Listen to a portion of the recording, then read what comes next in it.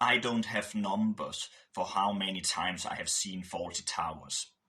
In my opinion, it is the best sitcom series of all time, and also one of the greatest series in general, I think. And out of the 12 episodes, I think most of them are excellent, and I can rewatch them over and over again. But today I don't want to talk too much about the series in general, and I will instead focus on the second season's episode, The Kipper and the Corpse. And like the most episodes in the series, it starts out quite peaceful. It introduces the new characters. For example, there is a hysterical woman who are very sensitive for her dog. And there's also a doctor who really wants to get some sorcerers for dinner.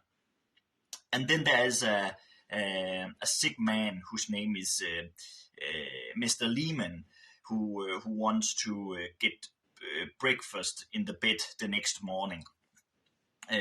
So in just a few minutes, all these new characters are introduced and have some interacting with our main characters, such as Mr. Fawlty and Sybil and the Major. The next morning, though, in typical Fawlty Tower fashion, everything goes terrible wrong. The sick Mr. Lehman has died during the night, and as soon as Mr. Fawlty finds out, he of course panics. And it's hilariously funny. There are so many funny scenes in this episode, especially from Mr. Fawlty's his facial expression when he wants to get rid of the keepers, when he thinks the keepers are responsible for Mr. Lehman's death. And then there's another scene when they hide the body in another room on the hotel, and of course there's another couple is staying there and wants to get into their room. And of course the funny scene there is when for me when Manuel starts dancing. It's so brilliant. But what do I like the most about the episode?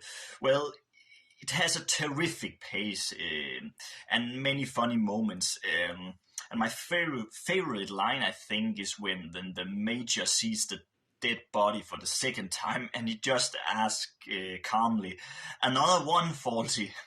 And that's just a classic Major line. But I think my favorite moment is actually when Mr. Fawlty gets away in the end, because Basil Fawlty is such a character that he is somebody you love to hate, you know. He is such a snobbish, selfish, cruel, and racist man, and yet you still feel a bit sorry for him. John Cleese and Connie Booth have created this wonderful character, so we understand him to a point, even though we don't agree on what he is doing. He's a kind of an anti-hero, really, because he's not a good man, but we feel for him and can identify some of his viewpoints, I think.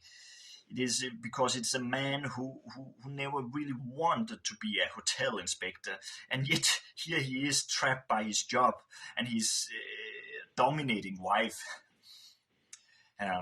But back to my point about the ending.